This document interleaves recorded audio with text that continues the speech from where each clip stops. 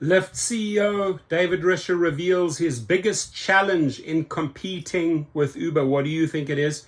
So CEO David Risher says risk should not paralyze you.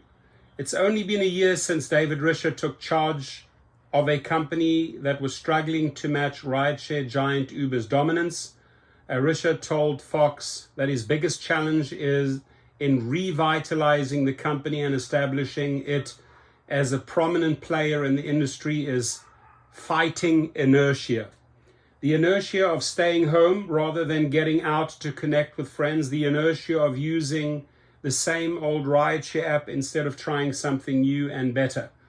However, the former Amazon executive would say taking on a role was the easiest decision he'd ever made. In a letter to shareholders this week, Risher expressed that he is more than confident about the decision today than ever before. When approached to step in for a co-founders Logan Green and John Zimmer, and they really effed Lyft up and reverse the escalating losses, Risher acknowledged that he would be trading a very certain future for a very uncertain one.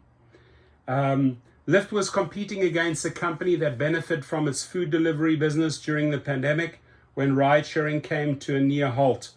Just as he took over, Lyft reported a net loss of 187 million and ride growth was at 10%.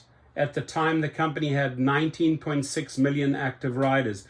But Risher argued that while the unknown may be scary, taking a risk shouldn't be paralyzing. It's normal to fear the unknown. That's why uncertainty paralyzes us. But risk should not.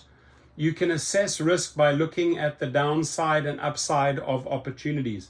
He continued, you can even consciously assign more weight to the upside than the downside to try to overcome our instinctive bias towards self-protection, and armed with that distinction, you can act. Risher was no stranger to facing uncertainty. In 1997, Risher, then an employee of Microsoft, was given the opportunity to take a job at Amazon, which was only a small online bookseller at the time. People thought he was nuts for even contemplating the switch, he recalled. He acknowledged the potential downsides, including the risk of the company failing and the fear of appearing foolish, as mentioned in the letter. On the other hand, he saw the rapidly growing internet as an opportunity to create an everything store.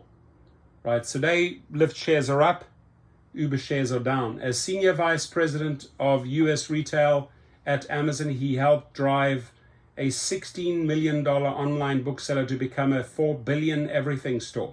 However, Risher noted that the upside potential for a company like Lyft is enormous, given the room for innovation and growth within a sector. And I want to remind you at this point, Mr. Risher, you still owe me $650,000. I'm in court with you. We had an agreement to settle. You broke it. So don't be surprised if there's a lot of punishment coming from my side.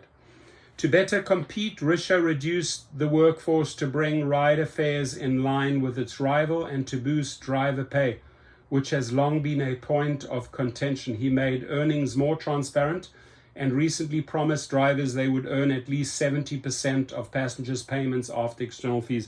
And that turned out to be the biggest lie since he took the captain's wheel. It's a flat out lie. It just ain't happening. But he goes out there promoting that 70% BS. He also implemented a variety of features to attract more riders and drivers to the platform, such as an on-time pickup guarantee for airport rides. While Uber, which just posted its first annual operating profit, is still dominating the sector, Risher previously told Fox Business that the industry is still very much in its infancy. In the fourth fiscal quarter of 2023, Uber reported a revenue of $9.9 billion, up 15% year over year, and beating Wall Street estimates. It reported net income of $1.4 billion. CEO Dara Khosrowshahi said in the earnings report that its platform powered an average of nearly 26 million daily trips last year.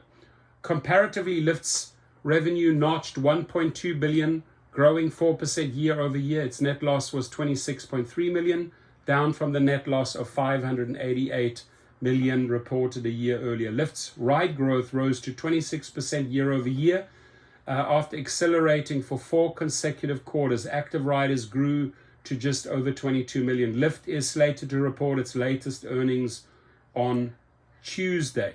So there we have it. I am no fan of these two CEOs, you know that, but feel free to leave your messages below. Thank you.